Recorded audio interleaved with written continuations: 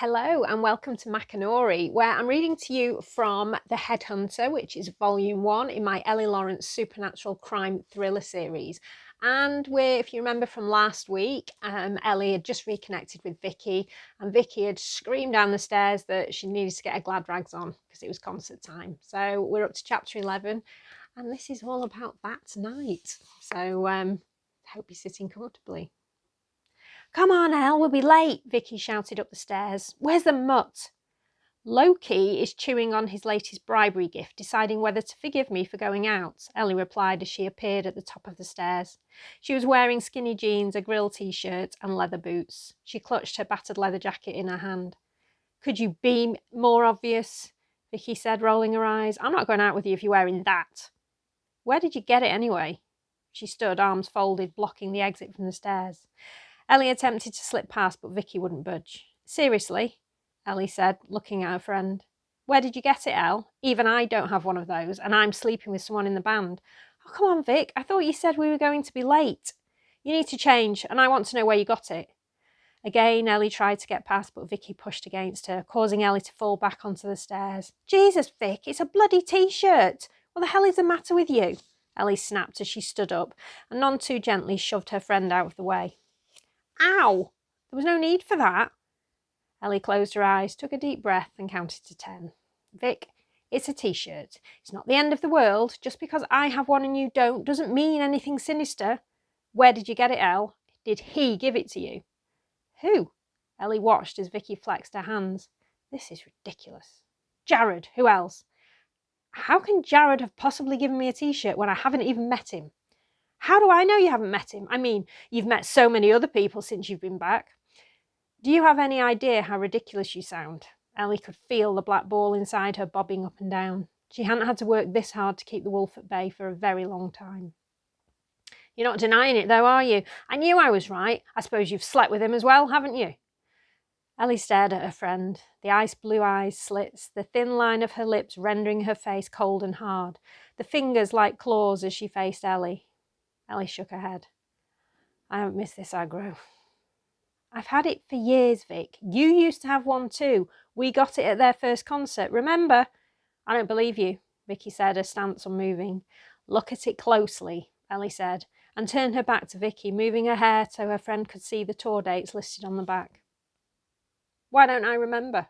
Vicki's tone remained unchanged, but as Ellie turned back to her, she saw her features had softened, her brows now creased as she struggled with the memory. "I don't know, sweetie. It's probably your meds." Ellie stepped forward and took Vicki's arms, rubbing her hands up and down them until Vicki relaxed her hands. "Stupid pills. I think I should stop taking them. I don't want to forget things." "I know, but they help you more than they harm you, so you have to keep taking them. Remember what happened the last time you stopped taking them?" Vicki shook her head. "Well, I do, and it's not something I want to happen again, for either of us," Ellie said, her mind drifting to the past.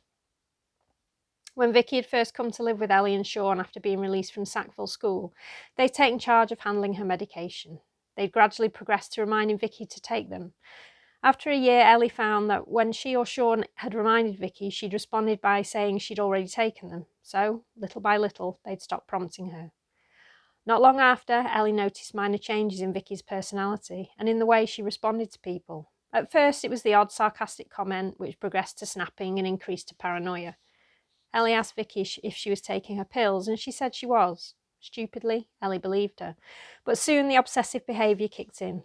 Along with that came the constant quizzing about Ellie's whereabouts and who she'd been with. One morning, when Vicki was in the shower, Ellie raided her bedroom and studio, but all she found were empty bottles, the dates on them for the previous year. Ellie went to the doctor's surgery and waited all day until the doctor was leaving and accosted him. At first, he wouldn't tell her anything, but Ellie persisted, explaining she was the only family Vicki had and she was struggling to get through to her. Eventually, the doctor confirmed Ellie's fears. Vicki hadn't filled her prescription in over 6 months. "Why the hell didn't you get in touch?" Ellie exploded. "There's no need to shout, Miss Lawrence, and we did get in touch with Miss Stevens, but she didn't respond. So why didn't you call me? I'm her emergency contact." "She has no emergency contact listed." "You have a schizophrenic patient on extremely strong antipsychotics with no emergency contact. You didn't think it was important to find her when her meds ran out." She is a grown woman. She is mentally ill, Ellie seethed, fighting the rising ball inside her.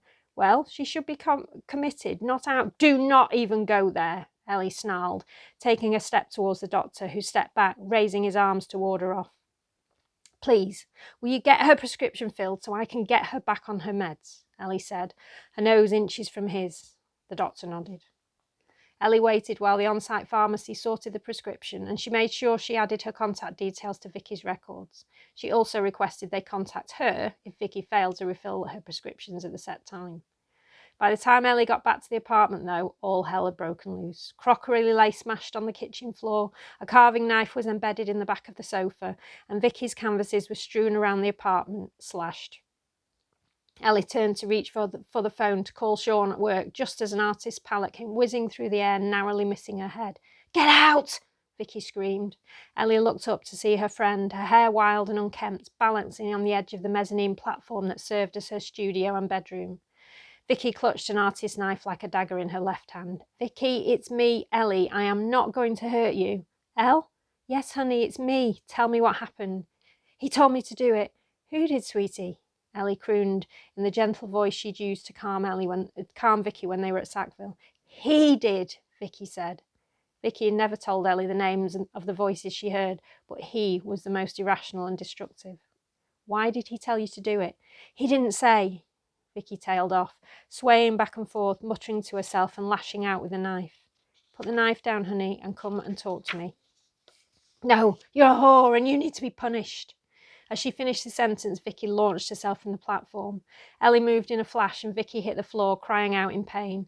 The knife skittered out of reach. Before she had a chance to recover, Ellie was on her, pinning Vicki's arms with her knees. Vicki bucked and kicked, but she was no match for Ellie. Vicki, please calm down. It's me, Ellie. Whore! Vicki spat in her face and glowered at her. Ellie looked into her friend's eyes, but Vicki wasn't there. I'm sorry, Vicki, Ellie said, and slapped her as hard as she dared across her face, knocking her out.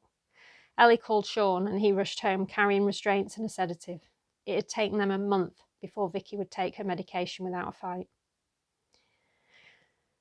But why didn't Jar give me one? What? Ellie muttered, tuning into Vicki's whine. A t-shirt. Why didn't Jar give me a t-shirt? I am his girlfriend. Vicki, calm down. It's not a big deal. It is a big deal. You have one and I don't. For Christ's sake, Vic, he probably didn't think you'd want one. You hate this stuff. That's not the point. He should have still given me one. Let's ask him later, shall we? I'm sure he'll have a stash to hand out. Yeah, for his fucking groupies, no doubt.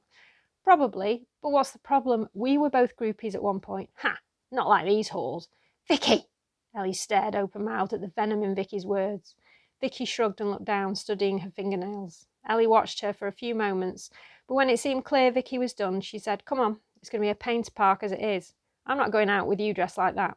I'll keep my jacket on. No one will see, Ellie muttered, pushing Vicki out of the door.